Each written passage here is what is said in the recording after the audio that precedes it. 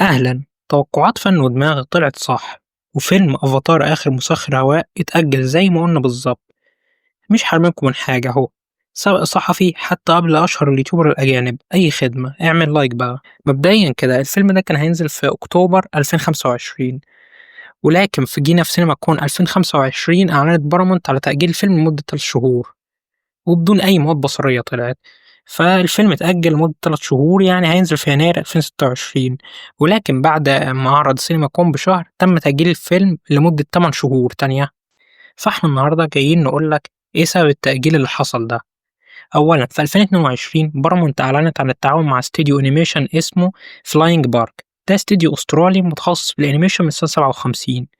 دي كانت أول غلطة. الاستوديو أصلا مش من النوع اللي بيعمل أفلام معقدة وضخمة زي أفاتار آخر مسخر هواء، وهو أصلا استوديو ده طريقته في الرسم زي ديزني. طبعا دي غلطة بارامونت في الاختيار. وثانيا برضك الاستوديو الأسترالي ده فعليا سلم الشغل والفيلم خلص بالكامل واتسلم لبارامونت، بس طبعا بارامونت ما عجبهاش الانيميشن فقررت تجيب استوديو مير الكوري، وده الاستوديو اللي اشتغل على الانيميشن بتاع كورة. وبعدها بيومين تم الإعلان عن الموعد الجديد للفيلم وهو بتاريخ 9 أكتوبر 2026. يعني الفيلم فعليا فضل عليه سنة ونص. وثالثا الاستوديو الأسترالي أصلا واجه مشكلة من أول يوم في الأنيميشن، عشان كده بارامونت مطلعتش ولا صورة من الفيلم نهائيا عشان الأنيميشن دون المستوى المطلوب. فعشان بارامونت تنقذ الموقف استعانت باستديو مير. وخلي بالك غالبا يعني وللأسف الأنيميشن بيتعاد من الأول. بارامونت مطلعتش ولا صورة من الفيلم ده، فمعناه إن الفيلم بدأ من أول وجديد، من أول الرسم والتحريك اللي بياخد بالميت سنة ونص، وبعدها التسجيل وصوته وغيره. يعني تاريخ 9 أكتوبر استحالة ينزل الفيلم فيه، وهيتأجل تأجيل تاني مدته مش معروفة لحد دلوقتي. وطبعا أول ما الإعلان ده جه إنه الفيلم اتأجل، بارامونت عارفة إن الجمهور هيغضب، فهتعملي إيه يا بارامونت؟ قالت هعمل أكونت للفيلم على الانستجرام اللي هو بستفز الجمهور وخلاص. مش انتي قلتي إن ما عندكيش مواد بصرية تعرضيها؟ أمال الأكونت ده بيعمل إيه؟ وغير الأكونت الفيلم هيشارك في مهرجان انسي للأنيميشن، يعمل إيه أصلا وهو مفيش أي مواد بصرية تتعرض؟ فاللي هو هيشارك يعمل إيه أصلا في انسي؟ مش انتي المفروض أجلتي الفيلم؟ أكيد يعني أجلتي الفيلم مش لمواعيدك.